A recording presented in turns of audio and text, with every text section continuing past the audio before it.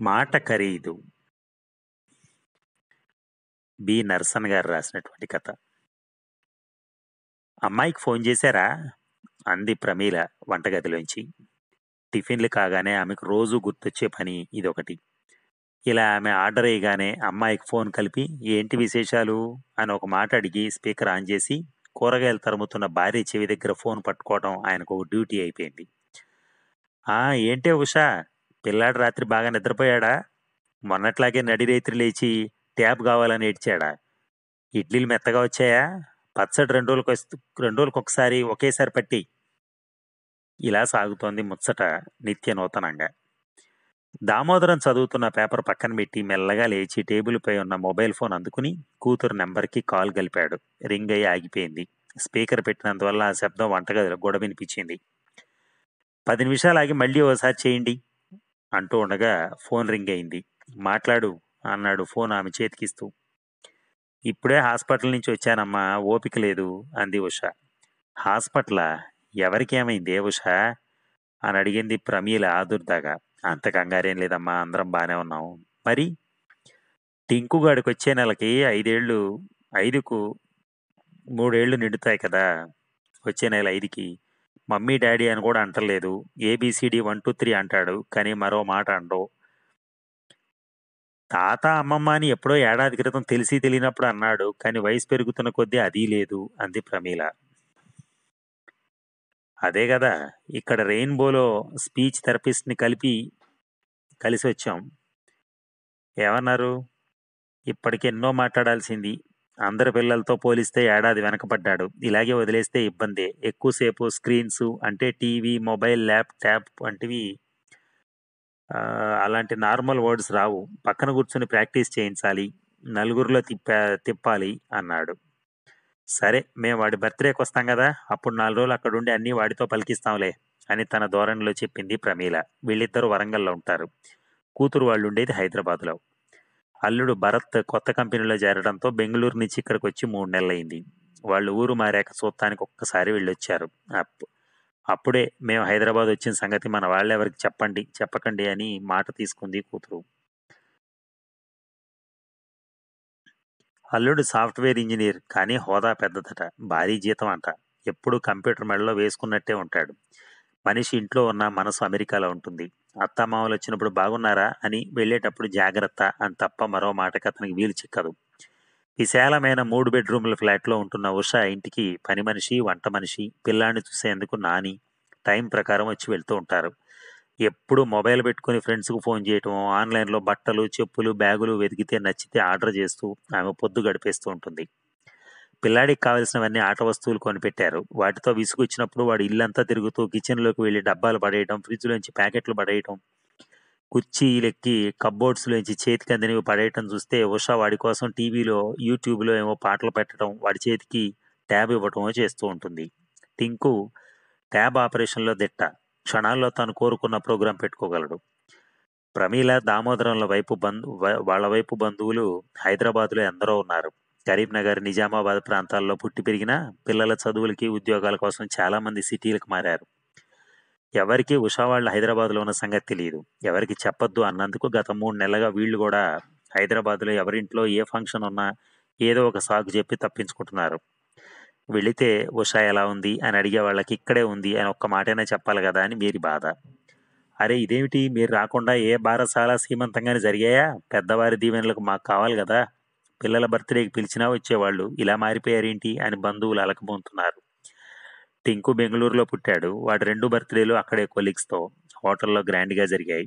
దానికి బయట వాళ్ళు ఈ పెద్ద మనుషులు ఇద్దరే. 10 రోజుల్లో వాడి 3వ పుట్టినరోజు ఉంది. బెంగళూరులో లాగే ఇక్కడ కూడా గ్రాండ్గా కొలీగ్స్ మధ్యన హోటల్లో జరపాలని ప్లాన్. మధ్యాహ్నం భోజనాలు అయిపోయాక మనవడి మాటల పరిస్థితిపై ఇద్దరి మధ్య ముచ్చట మొదలైంది. మా వైపు పిల్లలు ఎవరైనా ఏడాది దాటిందో లేదో గానీ అమ్మ అమ్మ అనేవాళ్ళు అంది ప్రమీల. ఇప్పుడు మా వైపు మీ వైపు ప్రధానం కాదు, వాడికి మాటలు రాకపోవటానికి మన అమ్మాయి అల్లుడే కారణం అన్నాడు దామోదరం. భలేవారే, వాళ్ళ ముందు అనేవారు, మళ్ళీ మన మొహం కూడా చూడరు అంది. అందరి ముందు అంటాను, మనుషుల మధ్య ఉంటేనే పిల్లలకు మాటలు తొందరగా వస్తాయి. ఇంటికి ఎవరు రాకూడదంటారు. బంధువులను పలకరిస్తే బాధలే చెప్పుకుంటారో డబ్బులే అడుగుతారో అని భయం. చుట్టాలు వారి పిల్లలు ఇంటికి వస్తే అల్లరి అల్లరి చేస్తారు. ఇంట్లో వస్తువులు చిందర చిందర చేస్తారు, పిల్లాడి బొమ్మలను పాడు చేస్తారు, మనశ్శాంతి లేకుండా పోతుంది అని ముడుచు కూర్చున్నారు. మనుషులతో మాకేం పని, కొండ మీద కోతినైనా ఆన్లైన్లో కొనేయగలమనే ధీమా వారిది. అదే కొంప ముంచుతోంది. ఈ విషయం ముందు వాళ్ళిద్దరికి అర్థం కావాలి అన్నాడు దామోదరం. ఈ మాటలు వినగానే ప్రమీల కూడా ఆలోచనలో పడింది. భర్త చదువుకున్నవాడు, ఎందరికో విద్యాబుద్ధులు నేర్పిన ఉపాధ్యాయుడిగా పేరు గౌరవం పొందిన మనిషి, అవసరమైతే తప్ప కుటుంబ వ్యవహారాల్లో కూడా తలదూర్చడు. ఈయన ఇంత గట్టిగా చెప్తున్నాడంటే ఇందులో నిజం లేకపోలేదు అనిపించింది ఆమెకి. మరెలా అన్నట్టు భర్త మొహం చూసింది.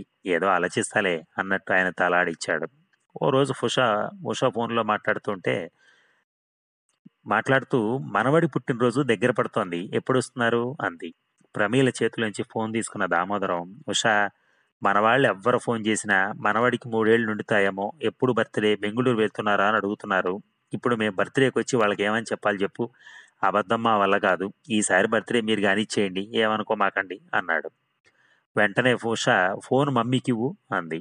అంతా వింటున్న ప్రమీల ఫోన్ తీసుకుని, ఆ చెప్పవే అంది. ఏంటమ్మా ఇది, డాడీ ఏదేదో అంటున్నాడు. మీ కూతురు దగ్గరికి మీరు వస్తున్నారు, మధ్య వాళ్ళకేంటి బాధ అంది విసురుగా.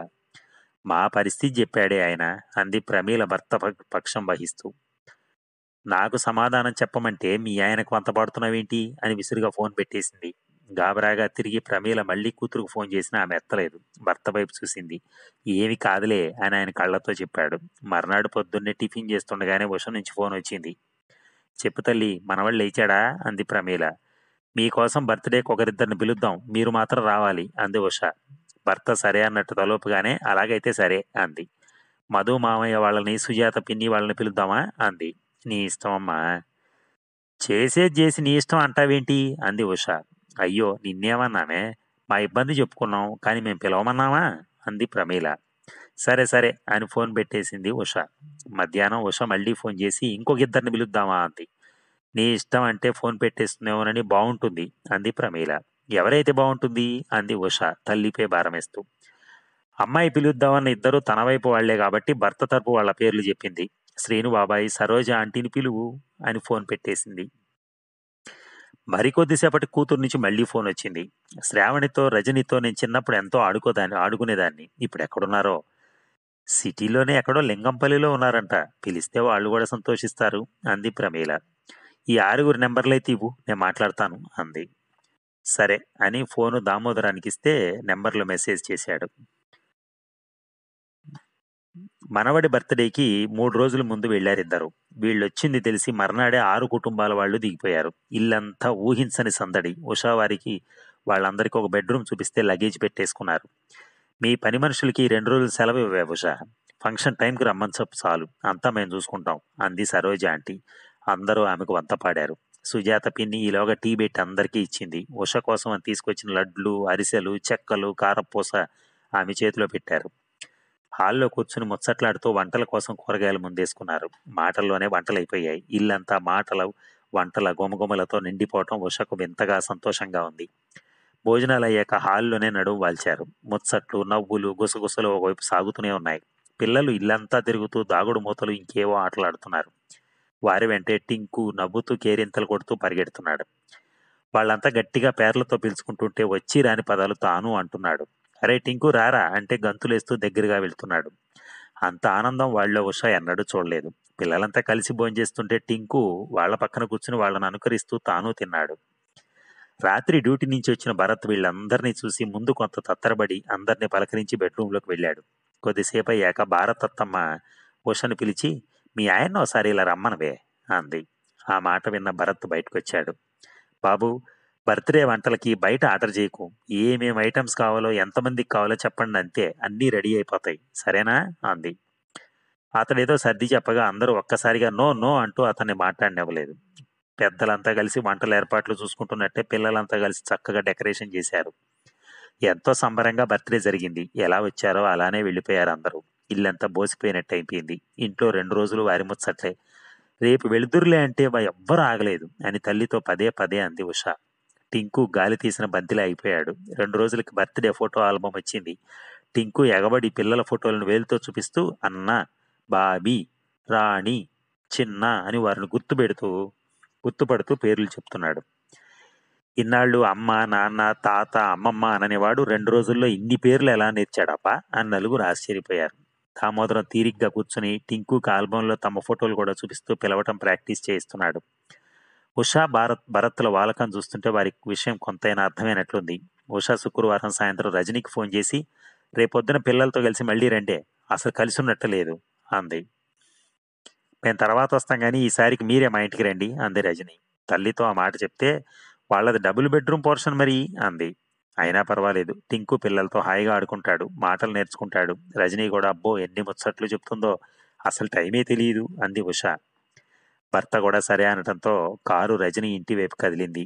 వెనక సీట్లో కూర్చున్న ప్రమీల, దామోదరం ముసిముసి నవ్వులతో చేతులు కలుపుకున్నారు.